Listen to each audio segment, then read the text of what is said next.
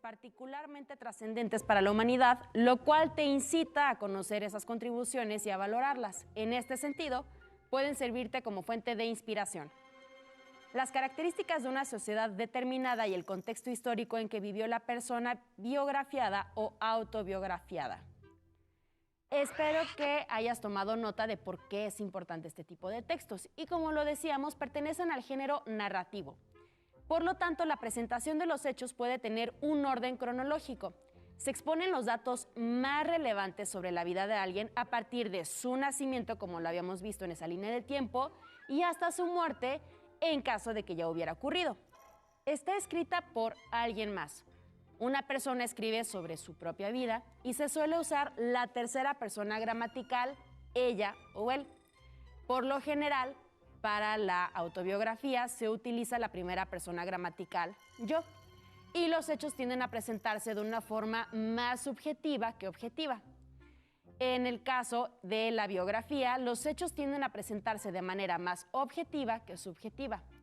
Y es necesario contar con la autorización de la persona biografiada para su publicación. Y en el caso de la autobiografía, no requiere de esta autorización para su publicación. Y ante la falta de datos puede recurrirse a una entrevista o a la consulta de otra clase de fuentes de información para poder complementar la biografía. Aprendimos muchas cosas y yo tuve la oportunidad de escribir la biografía de mi abuelita y descubrí que ella atestiguó varios acontecimientos muy relevantes, no solo de nuestro país, sino del mundo entero. Y como es una persona que suele mantenerse bastante informada y leer el periódico todos los días, pues siempre tiene en mente datos muy precisos.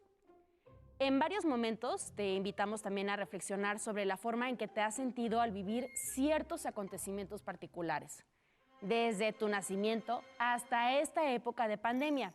Y todo ello puede formar parte de tu autobiografía. Y ahora te invito a ver la siguiente imagen en pantalla. Pon mucha atención. Redacción de biografías y autobiografías. Desde el punto de vista académico, su redacción nos permite desarrollar una serie de habilidades como redactar textos, uso de mayúsculas, ortografía, forma de relacionar las oraciones, empleo de nexos y conectores, usar correctamente los tiempos verbales, describir con el uso adecuado de adjetivos y de adverbios, buscar, discriminar y seleccionar información. Ahora, ¿qué les parece si recordamos los pasos a seguir para la escritura de una biografía? Lo primero es que siempre tengas claro tanto el propósito de tu texto como las características del mismo.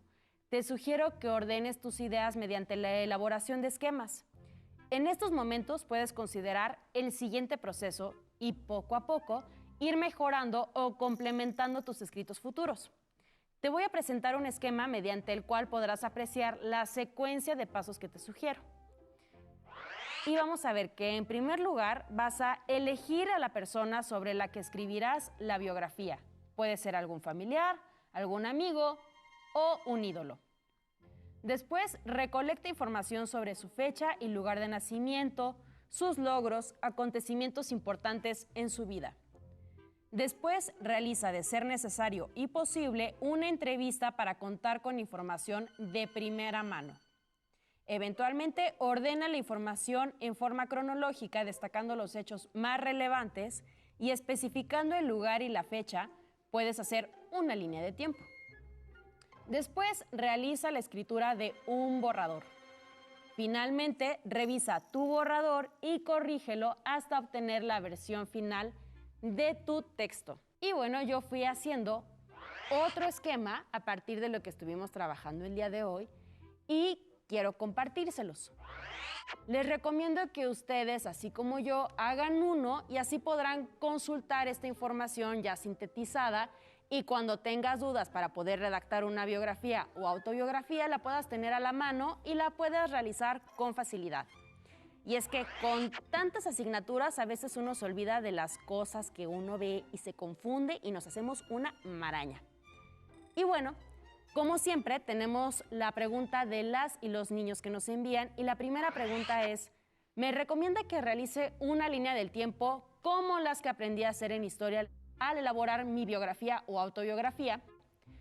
Y la respuesta que te puedo dar es que es una muy buena idea. Te va a ayudar a organizar de forma cronológica la información y te sugiero que comiences con la línea del tiempo en el año de tu nacimiento o del nacimiento de la persona sobre la que vas a escribir y que también marques en ella los acontecimientos más relevantes de su vida.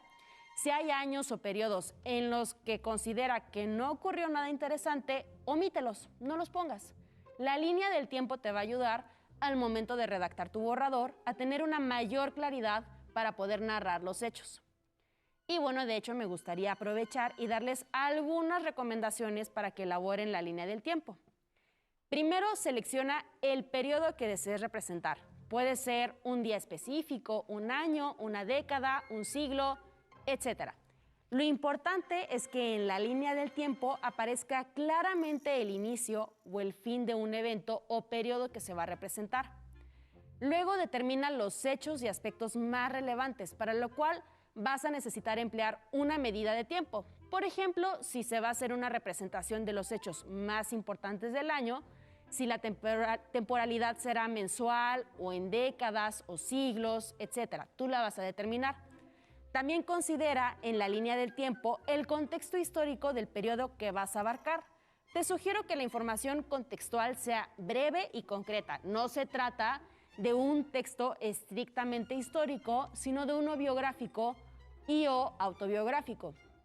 Y por último, recuerda que si la línea del tiempo es horizontal, los acontecimientos se ordenan de izquierda a derecha, pero si se trata de una línea vertical, se acomodan de arriba hacia abajo. Y bueno, yo espero que esta sesión les haya sido de mucha utilidad.